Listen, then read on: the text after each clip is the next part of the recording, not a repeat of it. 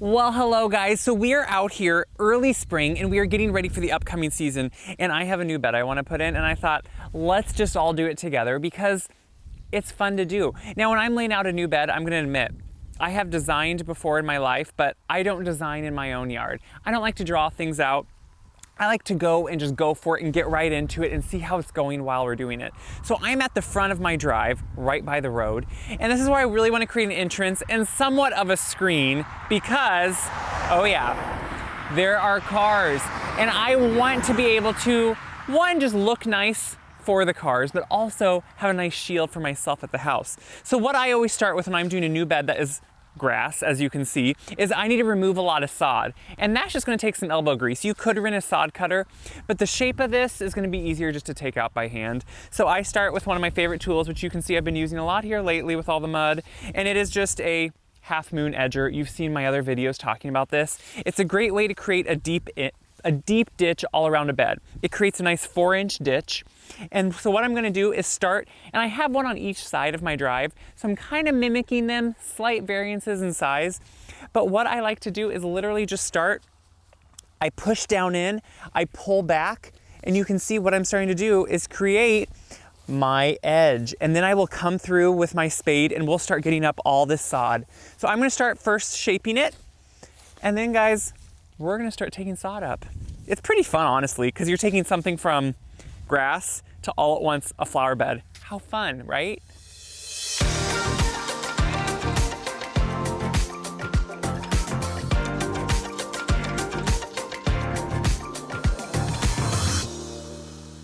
So I just got done roughly edging the whole thing. Now, when I go for lines on a bed, I think of how I want it to look, sure, but also what will work for the mower. You don't want really sharp edges always out in the middle of the yard for a mower because you have to then turn a lot and it could make ruts with your mower wheel. So I do graceful curves when I'm out in the middle of the yard like this. Kip likes the graceful curves too. He sniffs around while I'm out here. So now I take a sharp spade and I will start going in and lifting the sod. Now you can save this sod if you want to. You could actually place this in if it's a weed-free grass that you like. So you can literally just take, look at this, nice root structure on it. You can just go plant this in your yard, especially at this dormant state. So I am still early enough that my grass is just beginning to wake up and we have good moisture in the ground, so you can see it's pretty easy for me to go in and lift the sod, which is what I'm doing.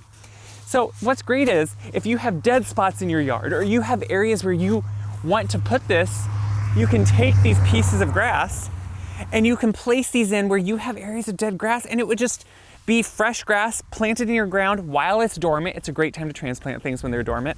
So I'm going to continue to just get right in under, and I try not to get too much of the ground up itself.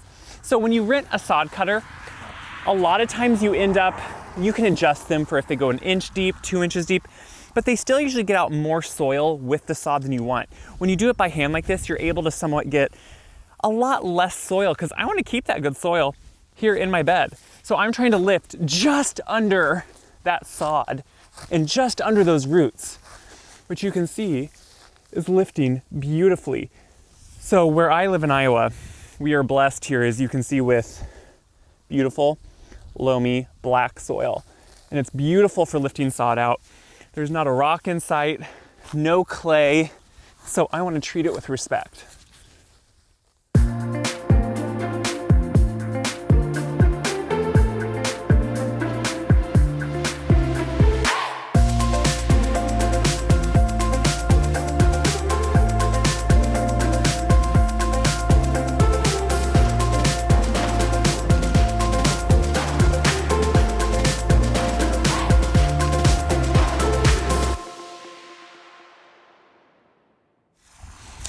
Okay, so I got all the sod out. You know what? I'm gonna admit you get little blisters from it sometimes. But the thing is, I think with gardening is that even though it is a lot of work, we can all do it. It just takes some time and work. So honestly, that whole thing only took me about 32 minutes. I checked. But now I'm trying to get a little bit of the extra soil that fell from that sod up and out. And now what I want to do is give the bed a good hard edge. So I've talked about this in other videos. When I don't edge something in stone, which, yeah, someday I'd love to do everything in limestone, but that's not gonna happen right now. I do it with a half moon edger, and I just give it a deep edge. So if you give something a good 4-inch deep ditch all the way around, pick up the soil and put it up into the bed, and then we'll break up that soil and we'll use it. It's good soil. But what you can see here is forming is this beautiful deep edge. Come in here and look at this. So right here, I have this deep edge that gives me a flat surface about 4 inches deep, and then it goes up into the bed. Now I kind of keep this at an angle, and what I do is do not fill this with mulch, do not fill this with soil. This will actually kind of harden off against the air, and it will actually stop this grass from just jumping in here. And then once a year, maybe I'll come by, refreshen it with this half moon edger, and honestly, it's a no-brainer. Now, if there's any residual roots within the bed from grass, yeah, you might have to go in there and dig them out, but this grass will not be growing over into it as long as you keep this clean of mulch, of soil, let it harden off, and it's gonna be good. So I'm gonna go around. It really makes it look clean and sharp too. A lot of English gardening has these beautiful edges, and my goodness, look how good they look. They're just so clean, and it's such a great way when you don't wanna spend the money on edging to just go through and make it look nice. So I'm gonna go around the bed, give it a good sharp clean cut, then I think we're gonna transplant something into this bed. I can't wait, we're gonna just go for it.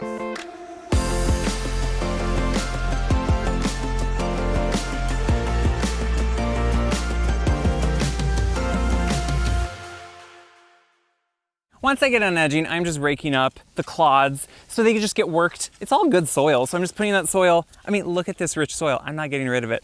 We're just putting it back into where I want it to be, the bed.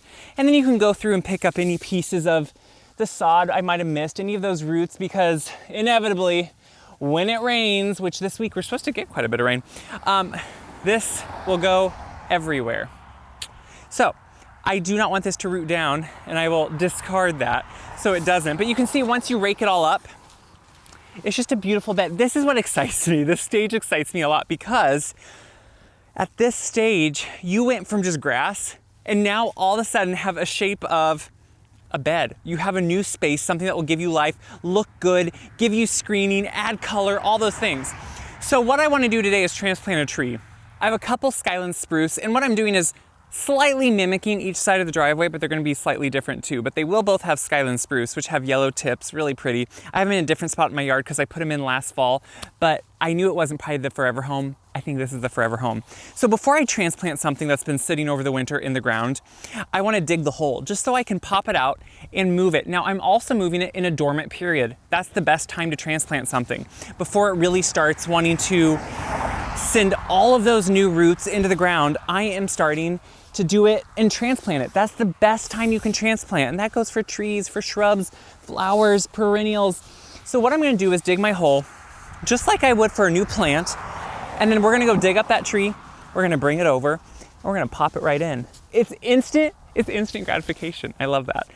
And then we'll talk about, I don't know, maybe some things I'm thinking about planting around it, because it's not just gonna be a tree. I have thoughts, they're coming, we'll see.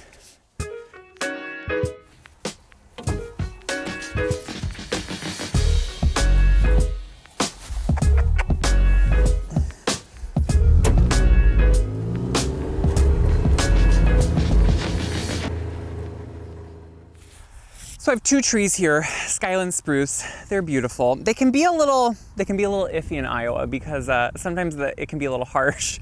The heat in the summer can brown the tips and winter burn over the winter. But I think these being a bigger size will do okay. So we're gonna move them though, because this was not their forever home. They were grown in a container, so they should be pretty easy to dig up. They weren't a balled and burlap one when I planted them.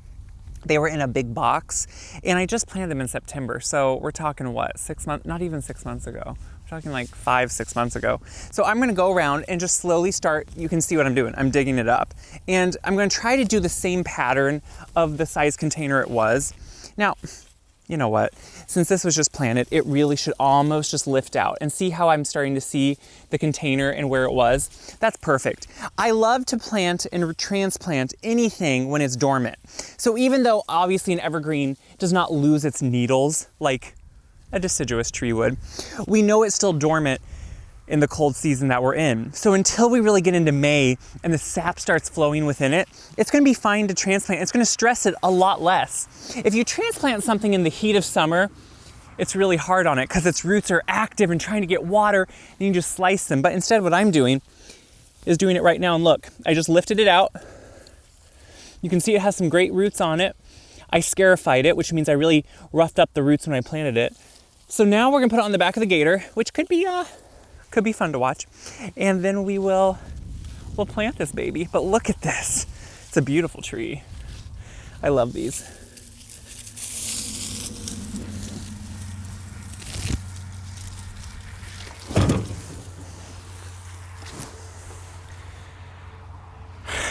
I think it's ready to be planted. So we're gonna grab some biotone because I don't like to fertilize a tree that I either just plant or transplant. We'll talk about that.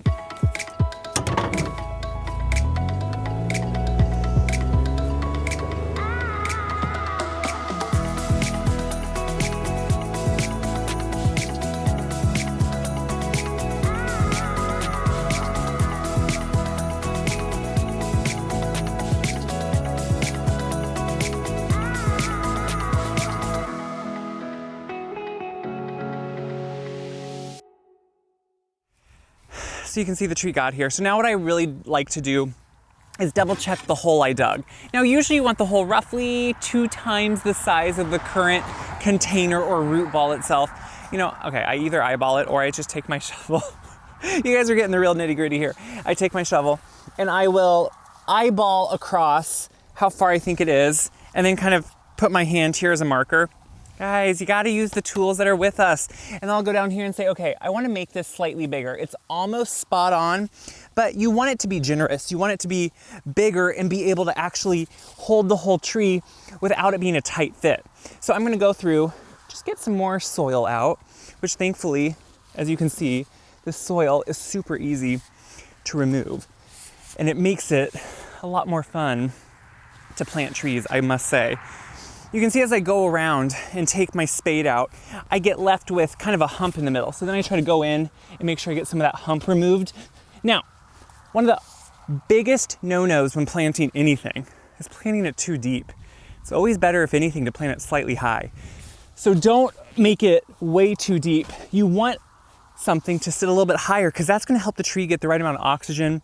If you plant it too deep, it could suffocate it, drown it out when you water it. You don't wanna do that. So this is a beautiful hole. Now what we're gonna do is get our biotone. I always start with a good biotone starter. So instead of, when we're transplanting something and wanting its roots to really go into the ground, we wanna get the roots to be the center of attention. So instead of fertilizing something heavily, which promotes top growth and greening and takes the energy away from the roots, we wanna promote root energy. So I always do biotone because what it does is it gives that good starting base to whatever you're transplanting or just starting from a container that you just bought. And it doesn't burn it. It does have nitrogen, it does have phosphate and potash, but it also has everything else that help the roots really want to take hold and go into the ground. So that's what we want here. So I like to put a good dose of that in the hole. And now I'm gonna go get my tree, pop it in, and hopefully that hole's the right size. I think that's perfect. I think. So what you want to check right away is to make sure the crown or the root flare of your plant, which can be hard to do with evergreens, but you really have to lift up.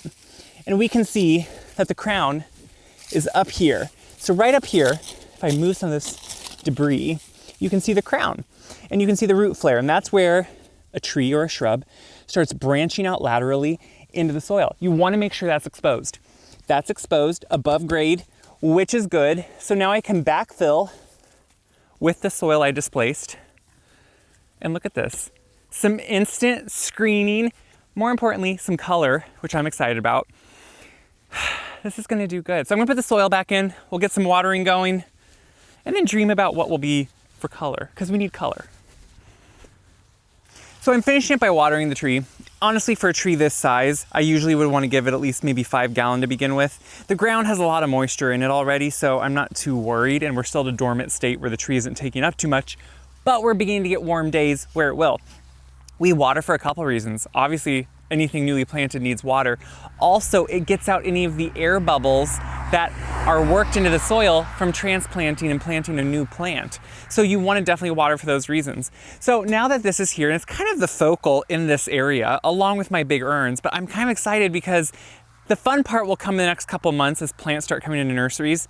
And I'll wait to put mulch on until I'm done, but I'm gonna add a wonderful swath of allium, the summer blooming allium, so pollinators love them, maybe some Russian sage, maybe some small evergreen shrub types here, but then lots of perennial color on the front. I don't like to do annuals because I don't want the work, and I want drought tolerant, I want rabbit tolerant. So that's why alliums, Russian sage, all those do really well here.